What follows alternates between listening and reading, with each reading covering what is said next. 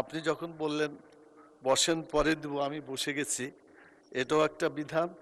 আর আপনি দিতে চেয়েছেন, সেটাও বিধান পালন করছেন। এই জন্য আপনাকে ডবল ধন্যবাদ দিচ্ছি।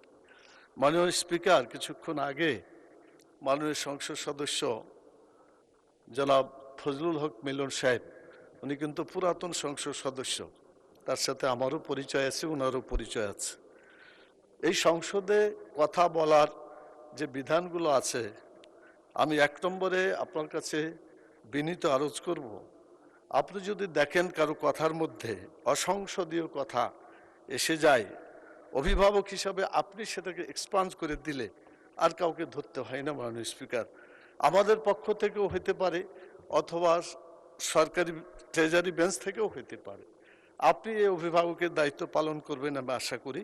তো যাই হোক, আপনার দৃষ্টিতে ধরা পড়েছে কি জানি না, সেটা হচ্ছে যখনই গণভোটের কথা বলা হয়, তখন আমরা যে কথা বলি, আমরা স্বাভাবিকভাবে জোরেই বলি, কারণ এতগুলো লোক ভোট দিল আর তার ভোটের কোনো মূল্য হচ্ছে না। এটার জন্য যেটা জনগণ চাইছে সেটা হচ্ছে না, তখন স্বাভাবিকভাবে আমরা জনগণের দাবির পক্ষে কথা বলবই, কথা বলছি, আরো জোরে বলবো। কিন্তু যদি এটাকে কেউ চিৎকার বলে চিন্তা করে থাকেন, আমি বলবো তিনি ভুল বলেছেন।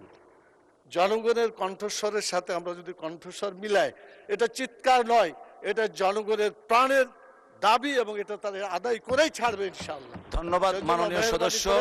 এক্সপান্সিবল ওয়ার্ডগুলোকে আপনি সাথে মাননীয় সাথে সদস্য এক্সপান্স করে দিবেন। ধন্যবাদ। আমরা পরীক্ষা নিরীক্ষা করে দেখব ওনার কি আছে, বাট আপনি যেটা বলেছেন ভুল বলেছেন, ভুলটাও সংসদীয় ভাষা না, অসত্য।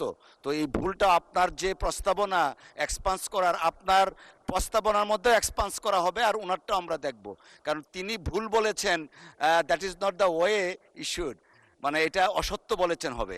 ধন্যবাদ।